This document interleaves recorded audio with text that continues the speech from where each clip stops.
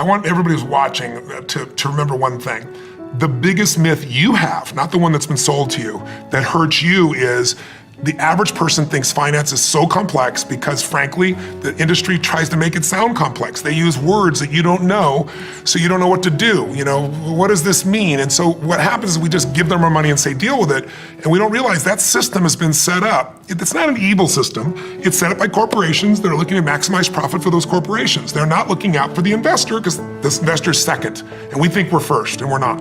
So the first piece is you got to know that you can't wait till you have a ton of money to start investing and think, I'm not an investor. What you gotta do is say, rather than my Apple phone, let me own Apple stock. Let me own a piece of all the best companies, not just Apple. I've gotta become an owner or I'll always be in scarcity.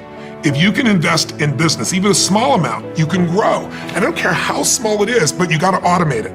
There's a gentleman named Theodore Johnson who is amazing. He worked for UPS, started as a driver, never made more than $14,000 total in a year. That was his highest salary in a year. In his old age, he's worth $70 million. And how did he do it? All he did was what I teach is the first step is you gotta take a percentage of what you earn and pretend it's a tax.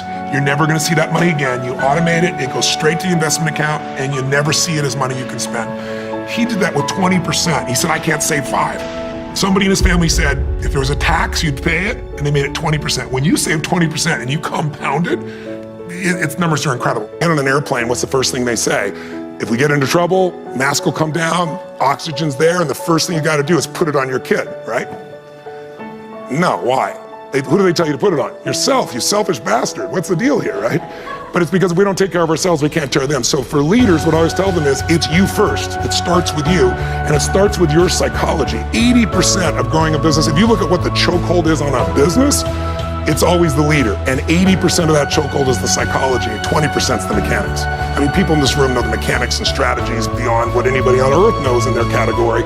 So it's really about you being in the state where you execute. It's like I always tell people, knowledge is not power, it's total BS. Knowledge is potential power.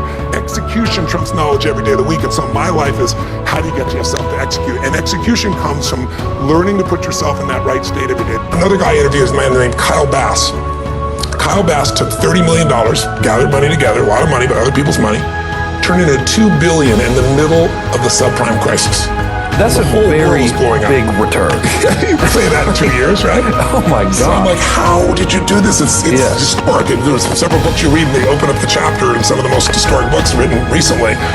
The gentleman who wrote Flyboys also wrote one of the books and starts out talking about Kyle Bass doing this incredible piece. It's like being there with him. But the way he did it was he risked 6 cents to make $1, and he just leveraged that up. Wow. So he could be wrong how many times and still break even? 15, he could be wrong 15 times and make money. So, but he's also smart as hell. He looked at things, he evaluated things. It's more detailed than I explained in the book, but the core they all have in common is they risk for valuable returns.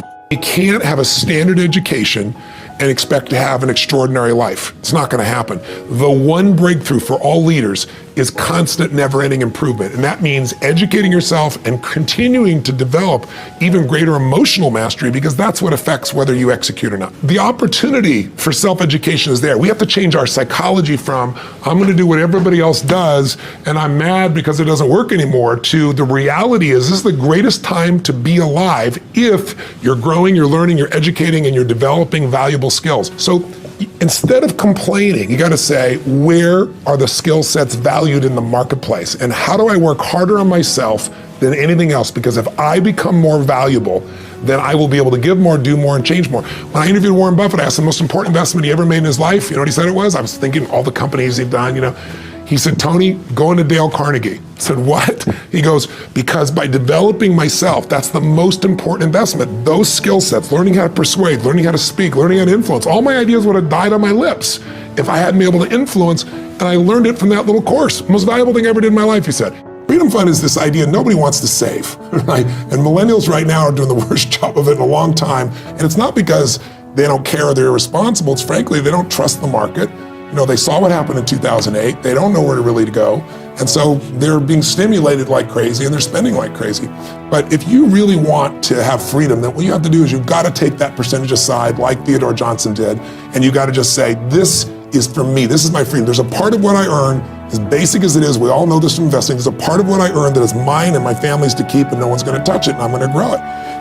But I also believe that where you put that really matters. And so indexing is the most basic way to do it for sure. But what all these investors showed me is asset allocation is where the difference is in business, right, in life. If you look at it, the fourth key we talk about in the 4 steps is you got to really understand asset allocation. Because when I was with David Swenson, Dave said, Tony, I said, what are the dials you can move? I mean, there's a limited number of dials you can move to increase your returns, to get to your financial freedom faster. He said, Tony, there's really only 3. He said, you can make a better choice selection of the actual investments or the securities. You can have better timing, or you can have better asset allocation. He said, let me give you a clue. The first 2 will never happen. He said, because they cost money if you get them from somebody else, and everybody's wrong on timing, everybody's wrong on the stocks. This is where all your money is made as asset allocation. This leads to what sounds goes against all the conventional wisdom, what you call all-weather allocation. Yeah, well, let's talk about that. That's which stocks only 30%. Yes. Explain. Yes. Well, I sat down with the famous Ray Dalio, right? Right. And I prepared for 18 hours for that interview because he's a genius, and there's not that much on him, and I wanted to absorb it all.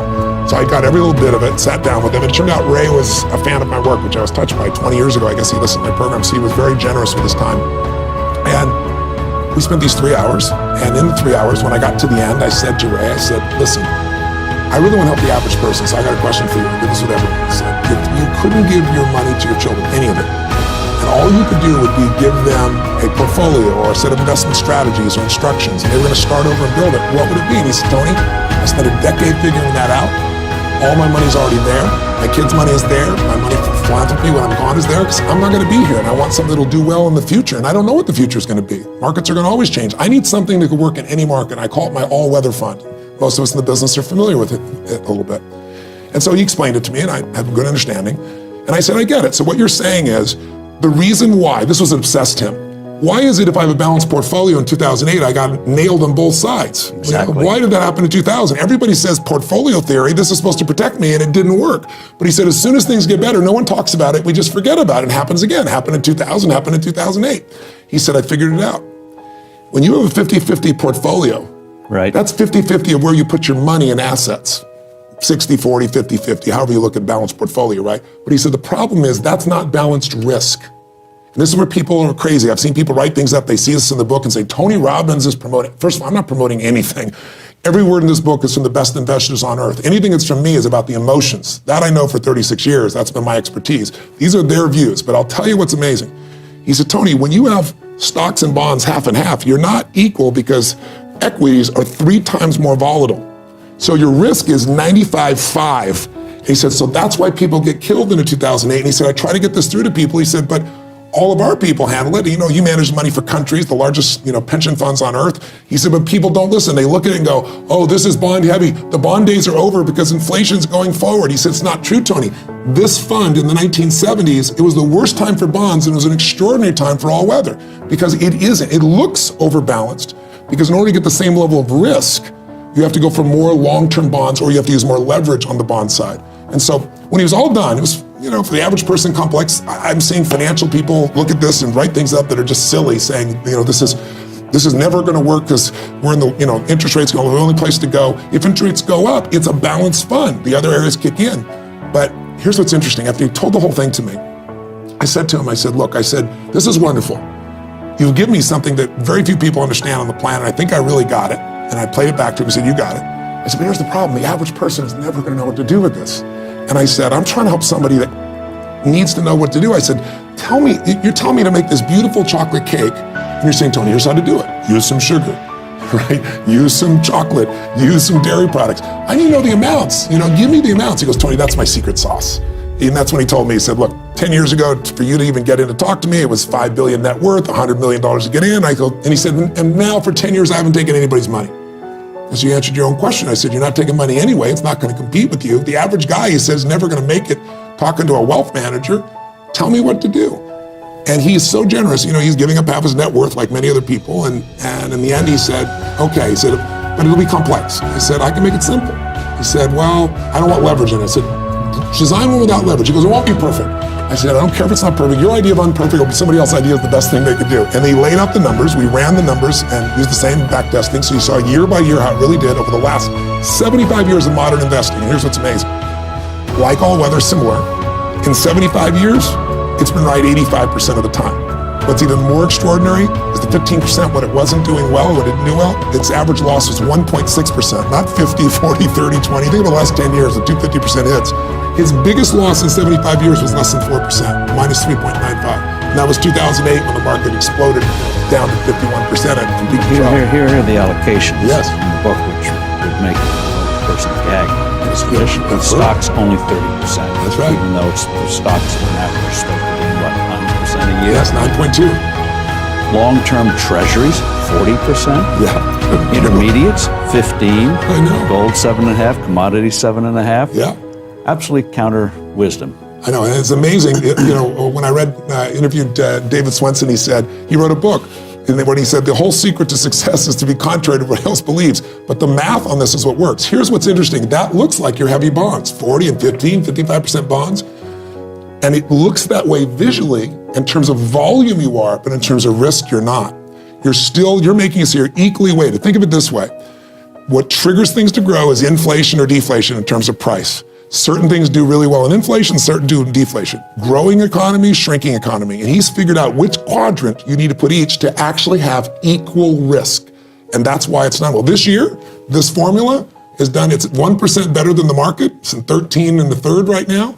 But more importantly, 3 weeks ago when the market dropped and gave up all of its entire benefits for the entire year and everybody's guts were checking, there was no gut check because it went up 1/4 point. So the beauty of this is, I'm sure you know, there was a study done the last 20 years, and the studies from 1993 to 2013, and it's by Dalbar, and they found that the market, S&P 500, during that time did 9.2% on average, just as you said. But do you know what the average mutual fund owner got, investor? 2.5%. That's before tax.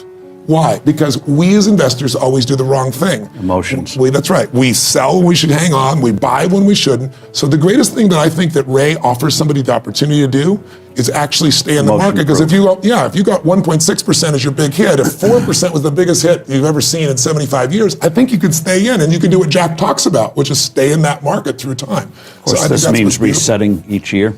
It's a reset once a year. That's the one, recalibration. So 15 minutes a year and you're in the game.